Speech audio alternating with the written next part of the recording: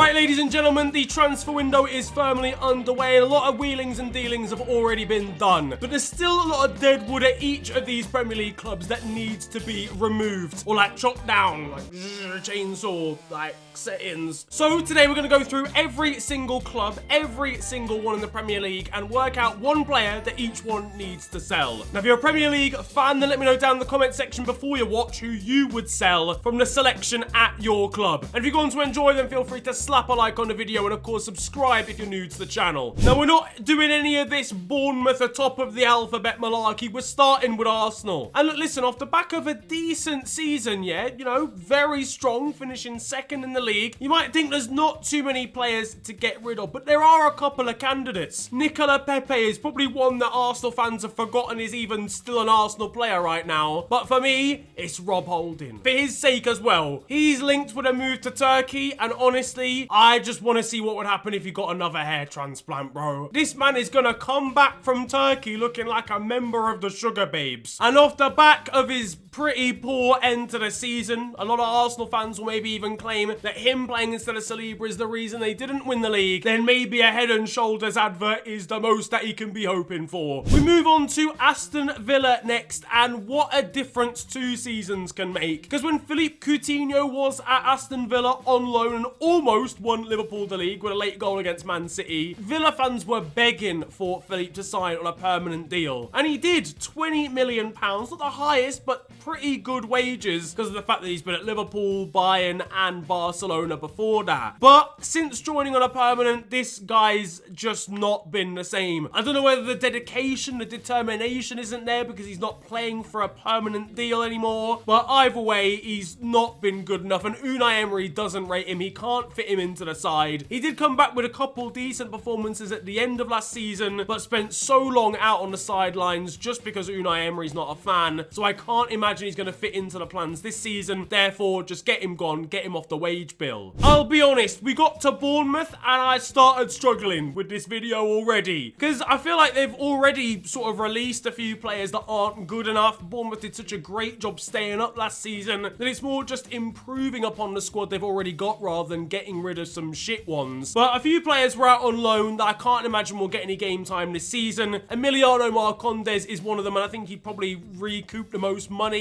out of any of the players out on loan, so just sell him back to Denmark. I'm actually a very unserious man. I'd like to take this time to apologise to Brentford fans because I completely forgot you existed. But to be honest, the player that I'm going to suggest that you sell, you've probably forgotten that he existed as well. Because Charlie Good, honestly, now's a good time to get out of there. In researching for this video, I genuinely discovered that this man still plays for the club. He's like 20, he's not even a youth prospect. I think it's just about time that I think he was on loan at Blackpool last season. So he's not going to get any game time at Brentford in the Prem, especially with the improvements they've made over the last 12 months. And also in signing Nathan Collins from Wolves at centre-back as well. Anyway, I'll pass you back to Niran from the past. Now, Brighton fans might have a problem with me here, but the fact of the matter is I have a problem with you. You've taken James Milner away, so I can't make any old jokes anymore. Now, the reality is Brighton, again, on a side that overperformed last season. It's kind of hard to pinpoint players that have got to go. But again, we're going down the route of a player that's kind of fallen out of favour with his manager. And against all the odds here, I'm going to go with Robert Sanchez. Now, he got dropped at the end of last season for Steele. And Brighton have, like, literally today, as I'm recording this video, signed a new goalkeeper from Belgium. So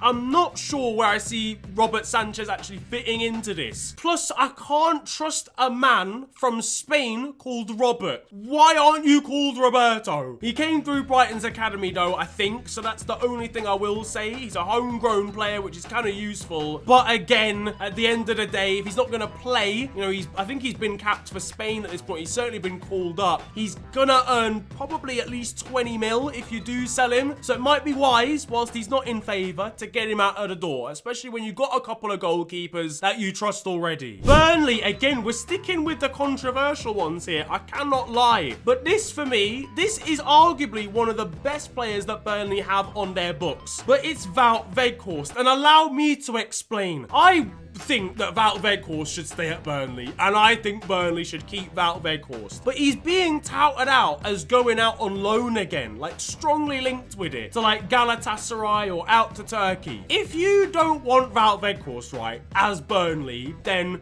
I disagree, but fine. But if you're going to do that, then sell him. Why would you loan him out again? What use does that do? You're going to earn like a couple of million quid, and then if you do get relegated, you'll need to either loan him out again or just sell him anyway. If you're not interested in having him at the club, then you've just got to sell him. There's no point loaning him. So that's the only reason he's going in. He's not going in because I think Burnley should sell him. He's going in because if they don't want him, which it seems like they don't, then just please sell him instead of loaning him again. Now, we might have had some controversial takes there, but we're none of that controversy here, because we move on to Chelsea. Jesus Christ, there's a lot of players they could sell. If we were allowed to sell board members, then Todd Boehly might have to go as well. I thought about people like Ziyech. I thought about people like Callum Hudson-Odoi. But in the case of Ziyech, he's gonna leave anyway. He's failed like a medical or something, but he's gonna go. With the case of Callum Hudson-Odoi, there's no place for him there, but I guess you could loan him out one more time. But with Pierre-Emerick Aubameyang, it is done. The guy's gotta go. He had like a decent resurgence going back to Barcelona after that shocking spell. He's got to get out of Chelsea. Chelsea have got to get him out of the door, but genuinely, Pierre, I swear. Nothing personal. Stay in London, though, going down south to Crystal Palace, and again, we're going with a forward. And a forward where I'm genuinely surprised it hasn't actually worked out, but we're going with Odsonne Edouard. And I could have gone for either of the French strikers here, like Jean-Philippe Mateta as well, I guess. Maybe was a bit of an option here. But Edouard has just not got a good enough record at this football club. Scored 5 goals last season, just really sporadically. He played a lot of games as well, so to only score 5 goals in that many appearances, although I had it on the screen, but it's not really good enough. And after being so impressive in Scotland and for Celtic, it's weird that it just hasn't worked out. I don't see things changing under Roy Hodgson necessarily. I think Palace probably, it would be a good idea for Palace to go out and get another striker and obviously to get a replacement for Zaha too. But Edouard's on decent wages and you could probably get a little bit of cash for him. So that's the reason I've gone with him. Listen, I swear I've not got a vendetta against like French-speaking strikers, but at Everton, we're going with one again. Now listen, someone like Gbamin or Bamin, the midfielder from like Cote d'Ivoire, is a great option. They signed him, he got injured like 7 times, and now he's probably gonna leave. He's selling his own kit on Facebook Marketplace, for God's sake. Mason Holgate is terrible. A championship quality player, he could go too, but he's homegrown. So for me, the option is genuinely Nail Maupay, and they literally signed him last season. Maupay, you are an absolute disgrace. You're a cheat. One of the worst signings, one of the worst players in the league last year, without a doubt. If Tottenham hadn't signed Richarlison for 60 mil, he would be in every single person's worst team of the year 11. Just get him out of there. I genuinely, I don't see any improvement. I don't see any development. I don't see Everton getting much better next season either. So just, I'm not having it. Just get him out of there. And then at Fulham, yet another signing that hasn't really worked. I'm not gonna lie, it's Kevin Mbabu. A right back who should have done so much better. Got kicked out of the team by Kenny Tete, then went back on loan to Switzerland. And if you're signing and then going out on loan 6 months later, you ain't making it back for pre-season. So for me, whilst his stock is still kind of high, if people don't realise what happened to him at Fulham, I would sell him maybe back to a Bundesliga team or something, and you might be able to like squeeze 10, 12 million out of him or something. Right, on to Liverpool now. Now, I had a little bit of a question mark with this one. Not over the player that I wanted to choose. That was always set in my mind, but Liverpool are struggling with English players right now. And obviously, you've got to have a certain quota that you can register in the Premier League. So if Liverpool are to sell one, then we'd have to buy an English player straight back. But to me, this is worth the hassle. Joe Gomez, the time is up. And I genuinely think Joe Gomez could have been an unreal centre-back if it wasn't for back-to-back knee injuries. And trust me, I know all about those. I don't know what happened to the guy in England training camp when he did his meniscus, but the guy's not been the same since, which is understandable. It's a pretty hefty injury. But unfortunately, every time he plays, he's a liability, especially at centre-back. He's actually done okay at right-back at times, but I just think now is the time to move him on. They are are honestly better English centre-backs that we could try and invest in to replace him in terms of the quota. So Joe Gomez, unfortunately, is the one that I think Liverpool should sell. Now, I would be lying if I said I was an expert on Luton Town's overall squad. Do I know members of their starting 11? Of course, absolutely. But things start to get a little bit hazy when we enter onto the bench. So trying to pick out players that should be sold from Luton's squad was a tough one, because ultimately there probably will be a decent changeover here, just because of the fact this is a firmly championship squad. I mean, there's not many players here that you would look at and go, you will thrive in the Prem, or that have ever played in the Prem for that matter. But I did manage to pick out one man who's not played for Luton at all last season, has been out on loan at clubs that are nowhere near the Prem, and he's 24 years of age, so I can't imagine he's going to be Prem quality this year. It's Dion Pereira. Dion, this is my first entrance point into your footballing career, and I'm sorry that it had to end like this. On to Man City next. Again, this is such a tough one. I'm not even going to lie, because they've got so many good players. There's players that are linked with leaving, like Bernardo Silva, like Joao Cancelo, that aren't must-sells, because I still think there's so much room for them to be used in the squad. Of course, with Cancelo, it's slightly different, because if he wants out, then you should just sell him. But I'm going to just cop out here and just say Sergio Gomez. I know he's versatile. I know he didn't get much of a chance last season, but genuinely, lads, I was struggling here. I'll keep it real with you all. There's not many options of players that have got a go at Man City, barring Cancelo, and to me, I still think he could do a job if he can just get his attitude right and work with Guardiola again. United is tough for different reasons, because there's so many players that need to get out of there. Donny van de Beek is one that springs to mind, a man who has been just basically in Guantanamo Bay during his time at the club, and then he went to Everton. I mean, how much torture can you put this man through? But I'm working under the assumption that he will leave, and that's basically a given. We're trying to avoid players who are guaranteed to be out of there or already on the way, unless it's Aubameyang, because that just had to be said. Nothing personal. Even the likes of an Anthony Martial, an option, but I'm gonna go with Harry Maguire. Again, for both parties. I think it's just time that Harry Maguire leaves United. It's been a pretty horrible time for him. He can work in a system that isn't like Manchester United's, but United just don't need Harry Maguire. He's not a great captain either, really. It's for a club like that, of that stature, and I think they'd be better off just moving on and trying to bring in a different centre-back and sell on Maguire. At Newcastle, and I will be totally frank with you, I had to Google this one because two players, to me, are the exact same human being. Ryan Fraser and Matt Ritchie. You cannot tell me they don't at least have the same dad. But Ryan Fraser is the one that I was thinking of, because he's been frozen out by Eddie Howe at St James's Park, and for me is just a guaranteed exit. You know, he'll probably make a move to a championship club, he'll probably do very well down there, and I think it'll work for all parties. Plus, Newcastle don't exactly need any money right now, so for certain players I've been thinking about the fee that they would attract and how much it would help the club to get them off a wage bill, for example. Ryan Fraser is on quite a lot in terms of wages, to be fair, but in terms of fee isn't going to rake in that much. But Newcastle don't care, they don't need that money, so it's just about getting players out of the door that don't want to be part of the project, and Ryan Fraser clearly is one of those, given his clash with Eddie Howe. At Nottingham Forest though, and we are going to go down that financial route, okay? Now, John Joe Shelby was a great shout here, but given he has literally only just signed for Nottingham Forest, I'm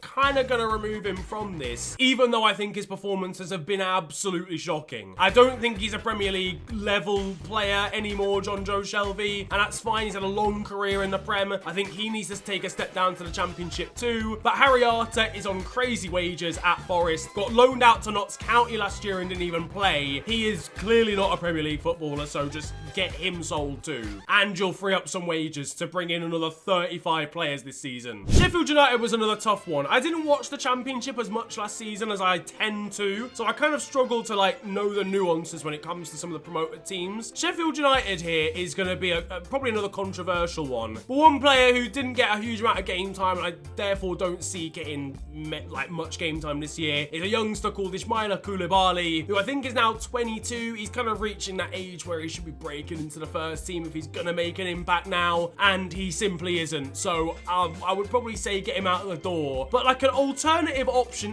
is Ryan Brewster. And I know that's unfair because he had quite a bad hamstring injury for the second half of last season, which is why he didn't play that many games and ultimately didn't get that many goals. But Brewster has never, ever been a clinical finish. And I mean he's not been a consistent goal scorer anywhere he's gone. And if he can't be a consistent goal scorer in the Championship, where I think his record was 2 goals in 16, as a striker, you're not going to get those goals in the Prem. And for some reason, Ryan Brewster gets sold for like 25 million everywhere he goes. They might be able to get a little bit of money for him, Sheffield United, and offload him to a Championship team. It's just a thought. At Tottenham, again, multiple options here. You've got the likes of Giovanni Lo Celso, who was out on loan to Villarreal, but actually, in my opinion, would do quite well under Ange Postecoglou. On the opposite side, Tanguy Ndombele's also been out on loan and doesn't feel like going back to Tottenham, but again, would technically fit the role of Postecoglou's system, but he's not a hard enough worker, so I don't think it would work. But one player for me they've got to get rid of, regardless of the structure, regardless of the tactics, is Davinson Sanchez. This guy stinks. How the heck is he still at Tottenham? I'm genuinely passionate about this. I am fuming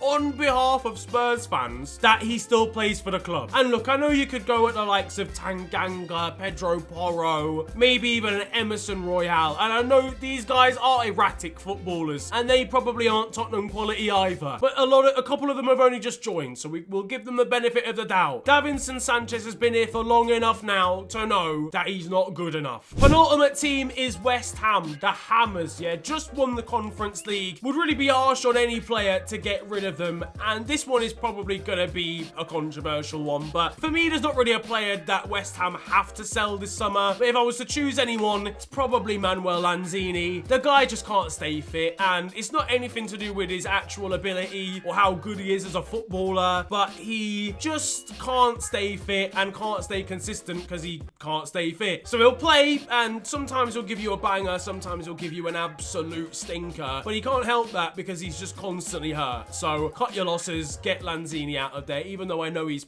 a little bit of a fan favourite in the way that he plays. And then finally, this is going to be another one that tugs at the heartstrings of their supporters and fan base. It's going to be Raul Jimenez, who I think I've been talking about in videos like this for a year or two now. Unfortunately, since that head injury against Arsenal, he's not been the same player. He's not that consistent clinical finisher anymore. He's lost that edge of physicality, and I just don't see a role for him next season. Wolves actually signed a striker called Sasa Kalajic at the start of last season, but he immediately got a knee injury that kept him out of the whole year. He is now fit and back and is a pretty decent striker, better than Jimenez, so Jimenez won't be starting anyway. The combination of Sasha, probably bringing in another striker anyway, and then the likes of Hwang Hee-chan, Pedro Neto, and others in wide areas, there's just no need for Jimenez. So unfortunately, his time has come. He's not quite good enough anymore, and I think it's time to move him on. But those are my players. That's my one player that every single Premier League club should sell. Do you disagree or agree with my picks? Let me know down in the comment section below. And as I said, if you support a Premier League club, let me know which player you would sell down in the comment section too. If you enjoyed this video though, feel free to slap a like on it, and of course subscribe if you're new to the channel. You can also follow me on social media. It is at @theofficialfng on Twitter and on Insta. But it's been a pleasure ranting at you guys today. Have a wonderful day,